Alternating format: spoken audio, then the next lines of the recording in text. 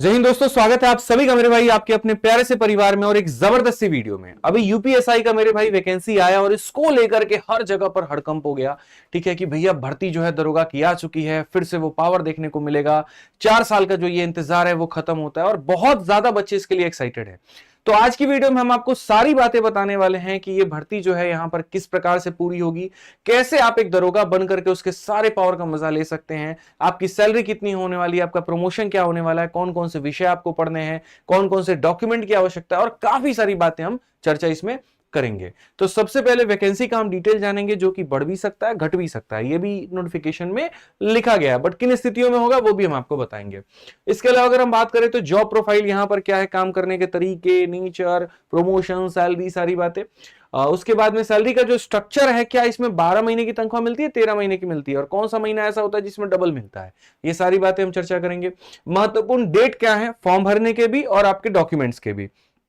ठीक है, कितने मेरे भाई आपके क्वालिफिकेशंस होने चाहिए, ग्रेजुएट, नॉन ग्रेजुएट क्या होगा, ये सारी बातें हम बात करेंगे। आयु सीमा में कितने साल का छूट है, इस बार तो गजब का काम हुआ है, बट थोड़ा वेट तक करो, लास्ट तक देखोगे तब तुम्हें सारी बातें समझ में आ जाएंगी। तो सबसे पहले हम बात करते हैं वैकेंसी को लेकर के। तो ऐसा लोगों के अंदर में एक मिथ सा बन रखा है कि यूपीएसआई की वैकेंसी यार 4 साल में आती है, और कारण भी है पिछली बार का उसका ट्रेंड। सबसे पहले जो वैकेंसी आई थी 2017 में 3307 पदों के लिए, फिर 2021 में आई 9534 पदों के लिए, और फिर उसके बाद में 2025 में आई 4543 पदों के लिए।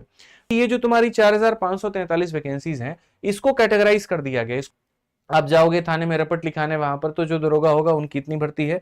उसके बाद में यहाँ पर जो है प्लाटून कमांडर, जिसको पीएसी भी कहा जाता है, ठीक है, ये वो होते हैं जो घूम रहे होते हैं और पेट्रोलिंग पर होते हैं, तो उनमें दरोगा की 135 भर्ती है। उसके बाद में अगर हम बात करें यहाँ तो एक और यहाँ एसएसएफ में, एसएसएफ वालों की जो ड्यूटी होती है वो मेट्रो स्टेशन पर होती है।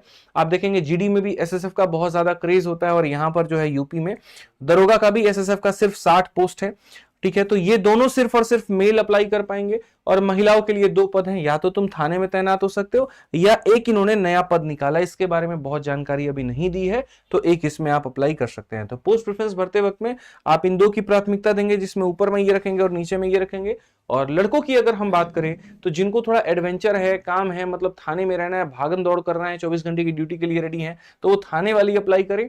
और जो पढ़ाई करना चाहते हैं, थोड़ा फिक्स ड्यूटी चाहते हैं, तो वो एसएसएफ या फिर यहाँ पीएससी में जा सकते हैं। आगे अगर हम बात करते हैं यहाँ पर, तो देखो ये जो मेरे भाई 4242 यहाँ भर्तियां हैं, इनमें देखें कि कौन सी जाति की यहाँ कितनी वैकेंसी आई है। कैटेगरी वाइज अगर हम बात करें तो यूआर में यानी अनारक्षित में जनरल कैटेगरी की 1705 है, उसके बाद में ईडब्ल्यूएस की 422 है, उसके बाद में यहाँ पर जो है ओबीसी का 1143 है, इसमें यहाँ पर अनुसूचित मतलब यहाँ पर एससी का इतना और एसटी का मेरे भाई यहाँ पर इतना है, कुल मिलाकर के 4242 वैकेंसीज का ये पूरा लेखा जोखा होता है। इसके बाद अगर हम सैलरी की बात करें यहाँ पर, तो जैसे सीजल में 4200, 4600, 4800 3 ग्रेड पे की नौकरी होती है, अपर लेवल की अगर हम बात करें। ठीक है, तो यहां पर जो ये नौकरी है ये 4200 ग्रेड पे की नौकरी है, और इन हैंड आपको 55,000 रुपए के करीब में सैलरी मिल जाती है। लेवल 6 की ये नौकरी बनती है, इसमें 2 महीने की सैलरी मिलती है, मतलब एक साल में जो है 1 महीना ऐसा आता है जहां डबल सैलरी मिलती है, और वो होता है आपका मार्च में। क्योंकि देखो जो भी नौकरियां होती हैं जहां रिस्क फैक्टर एक होता है ना, तो वहां पर गवर्नमेंट आपको रिस्क के लिए 1 महीने की सैलरी एक्स्ट्रा देती है। ठीक है, इसमें अगर आपकी मेट्रोपॉलिटन सिटी जैसे लखनऊ में अगर आपकी पोस्टिंग हो गई तो सैलरी थोड़ी बढ़ जाती है, और देहात एरिया में, देहात क्षेत्र में अगर आपकी पोस्टिंग हो जाती है तो वहां सैलरी थोड़ी कम होती है। क्यों? क्योंकि वो एचआरए का एक फर्क होता है। इसके अलावा जो बाकी फैसिलिटीज हैं, जैसे मेडिकल फैसिलिटी है, हाउसिंग है, एचआरए है, पेंशन है, ये सारी चीजें यहाँ पर मिल रही होती हैं। यूनिफॉर्म का भी आपको पैसा मिलता है, वो भी अलाउंस मिलता है। जॉब की एक बढ़िया सिक्योरिटी है। ठीक है, और आपको रिपोर्ट जो है अपनी ऊपर ट्रांसफर करनी होती है। आपके नीचे काफी सारे लोग होते हैं, आपके ऊपर भी काफी सारे लोग होते हैं, और एक सामंजस्य बिठा करके सिस्टम को आपको चलाना होता है। अगर हम आगे बात करें यहाँ पर फॉर्म भरने के डेट को लेकर के, सर इतनी बढ़िया नौकरी, इतना बढ़िया जो है रौला। ठीक है, एक और चीज कहा जाता है, यूपी में अगर तुम दरोगा बन गए तो अपने आप में मेरे भाई बहुत कुछ हो, और ये ऐसे नहीं कहा जाता है, सच में इसकी पावर बहुत खतरनाक है। ठीक है, आप अपने आप में देखो, मेहनत तो है, 24 घंटे तुम्हें रेडी तो रहना पड़ता है काम के लिए, लेकिन सच में ये एक बहुत ही पावरफुल जॉब है, स्पेशली यूपी और बिहार जैसे राज्य में जहां दरोगा की बहुत इज्जत होती है। ठीक है, तो काफी सारे लोग ऐसे भी होते हैं कि जिनको थोड़ी पावर की भूख होती है और अपने राज्य में ही वो नौकरी करना चाहते हैं, तो वो यूपीएसआई का वेट करते हैं और 4-4 साल तक वो वेट करते हैं कि बस आएगा तो हम इसमें फॉर्म भरेंगे और अप्लाई कर पाएंगे। तो आपका इंतजार खत्म होता है, फॉर्म भरने की डेट आ चुकी है और वो 12 अगस्त से लेकर के 11 सितंबर तक आप मेरे भाई फॉर्म को भर पाएंगे। बाकी ये पेमेंट्स के डेट है तो आपको इसके ऊपर फोकस करना है। अगर हम आगे बात करें फॉर्म के फीस को लेकर के, तो आप किसी भी कैटेगरी के मेल हैं या फीमेल हैं, आपके लिए मेरे भाई यहां पर 500 रुपए का फीस है, और अगर आप मेरे भाई एससी हैं या एसटी हैं तो आपके लिए 400 फीस है।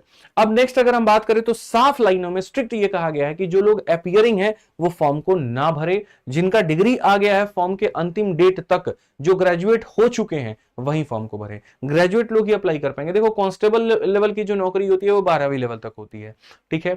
और अगर हम मेरे भाई यहां पर बात करें तुम्हारा दरोगा का, सब इंस्पेक्टर का, तो चाहे दिल्ली पुलिस हो जाए या फिर यूपी पुलिस हो जाए, उसमें ग्रेजुएट मांगता ही मांगता है, ठीक है। और एक चीज होती है, जैसे अगर आप एसएससी में देखोगे तो मेरे भाई एससी एसटी को 5 साल का रिलैक्सेशन मिलता है, ओबीसी वालों को 3 साल का मिलता है। लेकिन अगर आप यूपीएसआई में देखोगे तो जनरल को छोड़ करके एससी हैं, एसटी हैं, ओबीसी हैं, सबको 5 साल का रिलैक्सेशन, और ये 3 साल मेरे भाई कोविड वाला आप ऐसे कह सकते हैं। एग्जाम की प्रोसेस के बारे में अगर हम बात करें तो मेरे भाई एग्जाम जो होगा पूर्ण रूप से ऑफलाइन होगा। तो फिलहाल आपका जो पेपर है ये इन्होंने ऑफलाइन बेस कर दिया है, तो अब ओएमआर लेकर के आ जाना और आकर के उसके ऊपर में प्रैक्टिस करना शुरू कर देना, ठीक है।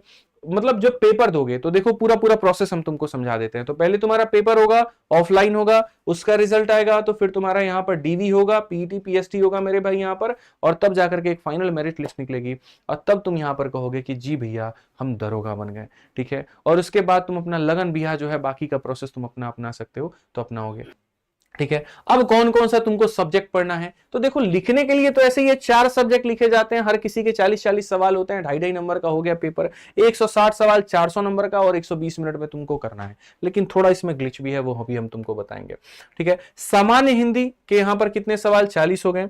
मूल विधि संविधान के 40 सवाल हो गए। संख्यात्मक एक जो है मानसिक योग्यता, इसके 40 सवाल हो गए, और बाकी यहां मानसिक अभिरुचि और बुद्धि मतलब 40 हो गए, ठीक है। नेगेटिव मार्किंग नहीं होता है, तो दबा के तुक्के मार रहे हैं, बिल्कुल सही कहा सर हमने, एकदम सही है 100%। सर भी हमारे जाएंगे और पूरा दबा के तुक्का मार के आएंगे, तो बोले हम तो पूरा का पूरा जो है 160 सवाल मार के आएंगे यहाँ पे, ठीक है। अब इसका थोड़ा समझो जो ग्लिच है वो यहाँ पर क्या है। हिंदी तुमको पढ़ के जाना है, उसके 40 सवाल आते हैं, डन है मेरे भाई। यहाँ मूल विधि संविधान के 40 सवाल आते हैं, डन है, ठीक है। लेकिन यहाँ पर जो ये दिया गया ना मेरे भाई संख्यात्मक एवं मानसिक योग्यता, तो इसके 10 सवाल हो जाते हैं जो रीजनिंग में आ जाता है, और इसके खुद के 30 होते हैं। यानी हमारे गणित के 10 सवाल इन्होंने रीजनिंग में उठा करके दे दिए।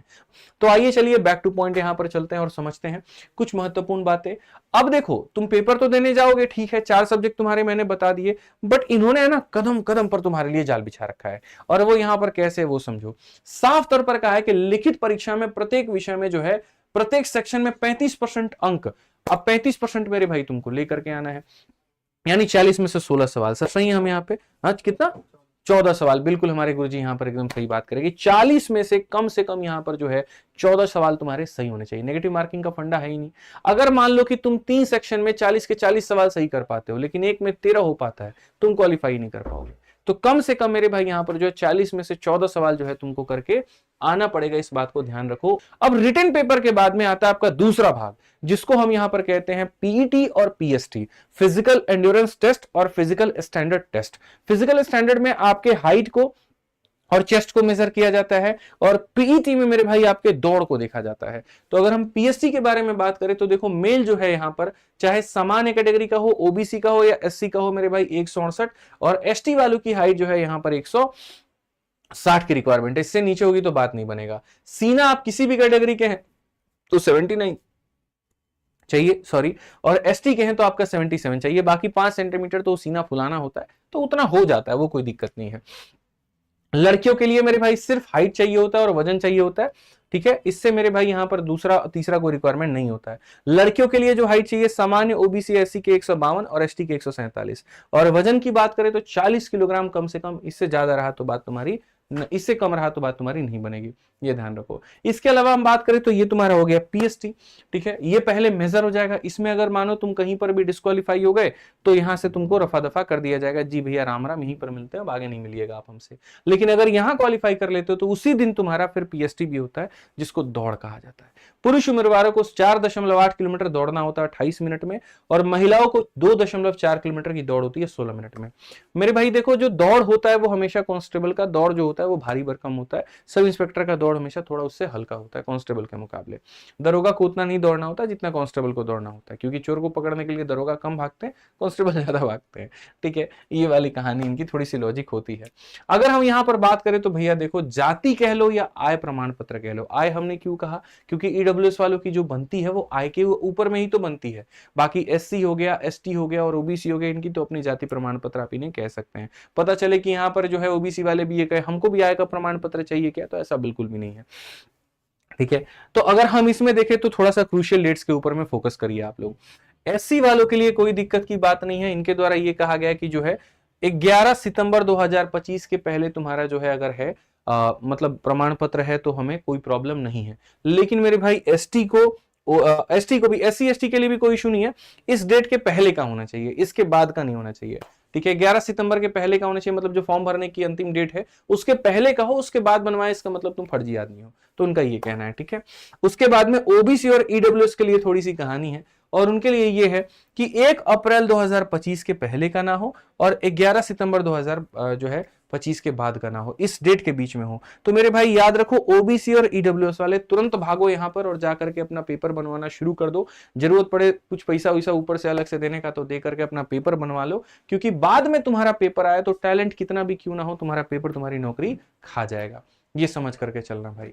ठीक है, तो ये अपना पेपर बनवाना शुरू कर दीजिए। और एक और चीज है, सेंट्रल गवर्नमेंट की भर्ती में जो पेपर बनता है वो केंद्र सरकार में प्रमाणित वाला पेपर बनता है, और राज्य सरकार वाली जो यहाँ पर पेपर बनती है वो यहाँ पर राज्य सरकार में जो लागू होती है वो अलग बनती है। तो इस चीज का भी यहाँ पर ध्यान रखें और इस हिसाब से अपने पेपर बनवा ले। पापा जी, चाचा, दादा या कोई एक्सपर्ट बंदा हो जिसने ये काम कराया हो, या कोई भाई हो, ठीक है, जिसने कराया हो, तो उसके सहयोग के माध्यम से आप जाकर के बनाएं। गलत डॉक्यूमेंट भी आपके लिए हानिकारक हो सकता है। सिग्नेचर की भी कहानी यहां पर यह कही गई है कि भैया साइन जो तुम अपलोड करोगे, ऐसा नहीं है कि हाँ 4 लाइन वाला जो होता नहीं है बच्चों वाला गुड इंग्लिश वाला जो पन्ना होता है उसमें तुम कर दो, 2 लाइन वाले में कर दो, बिल्कुल नहीं। A4 शीट एकदम ब्लैंक पेपर लेना है और ब्लैंक पेपर में इंग्लिश में रनिंग में मेरे भाई यहां पर साइन करना है। पता चले कि कैपिटल या ब्लॉक लेटर में तुम यहां पर भर रहे हो। ब्लॉक लेटर में जब भरते हैं ना तो इसीलिए कि जैसे मानो बैंक का फॉर्म आता है, उसको ब्लॉक लेटर में क्यों भरा जाता है कि सामने बैठा वाला व्यक्ति मेरे नाम को करेक्ट टाइप कर पाए। जब फॉर्म में तुम ऑलरेडी सारा नाम करेक्ट टाइप कर दियो तो अब काहे ला साइन ब्लॉक लेटर में दोगे। तो साइन वो करो जिस अंदाज में तुम आज तक साइन करते चले आए हो। ठीक है, नेक्स्ट अगर हम सिलेबस की बात करें तो मेरे भाई यहां पर जो है कहां गया सिलेबस। ठीक है, चलिए सिलेबस की अगर हम बात करें तो ये सामान्य हिंदी का सिलेबस है, इसकी भी स्क्रीनशॉट ले लो, मैं साइड में हो गया हूं भाई यहाँ पे। और इसी के हिसाब से पढ़ना जो तुम्हारी किताबों में बाकी चीजों में दी गई होगी, एक एक पॉइंट इसका कवर करना। ये मूल विधि, संविधान और सामान्य ज्ञान का सिलेबस है, आप इसका भी स्क्रीनशॉट मेरे भाई ले लीजिए। इसके अलावा यहाँ पर ये जो है मेरे भाई मूल विधि जो है और सामान्य ज्ञान का है, आप इसका भी स्क्रीनशॉट ले लीजिए। नेक्स्ट अगर हम बात करें तो मानसिक एवं जो है संख्यात्मक एवं मानसिक योग्यता, ये उसका सिलेबस है मेरे भाई यहाँ पर, यानी मैथ्स का, तो आप इसको भी ले सकते हैं। हालांकि मैथ स्पेशल बैच में मैंने सारा कवर करा दिया है, टेंशन की जरूरत यहाँ पर नहीं है। और ये इसका स्क्रीनशॉट आप ले सकते हैं, पूरा सिलेबस आपके फोन में आ गया। अब इसमें बच्चे का ये कहेगा भैया नौकरी तुम बताए अब तक, जहां तक बड़ा मजा आया सुन करके, ठीक है, लेकिन कट ऑफ भी बता दो साथ के साथ कितना जाएगा। 200 नंबर तो मिनिमम लेकर के आना है, क्वालिफाई कर पाएंगे, लेकिन नौकरी कितनी पर मिलेगी। तो शुरुआत करते हैं, चलो भाई एकदम 2017 से। ठीक है, 2017 2021 दो डेटा है मेरे पास में। तो जनरल कैटेगरी वालों के लिए अगर हम मेल की बात करें तो 17 में 252 गया था, तो वहीं 2021 में 316 गया था। ये पेपर कठिन था तो कट ऑफ कम था, और ये पेपर थोड़ा सा नॉर्मल था तो कट ऑफ ज्यादा हो गया। महिलाओं के लिए उस समय 224 लाना था, तो यहाँ लगभग 300 के करीब में। तो फाइट काफी अच्छी है क्योंकि नेगेटिव मार्किंग इसमें नहीं है। ठीक है, ऐसे ही आप ईडब्ल्यूएस में देख सकते हैं, ऐसे ही आप ओबीसी में देख सकते हैं, एससी एसटी में देख सकते हैं। तो जैसे आप 2021 को रेफरेंस मान करके चलो, मॉक भी देना है, यहाँ सेट भी लगाना, तो इसके नंबर को रेफरेंस मान के लगाना कि भैया हमको इससे ऊपर ही लाना है,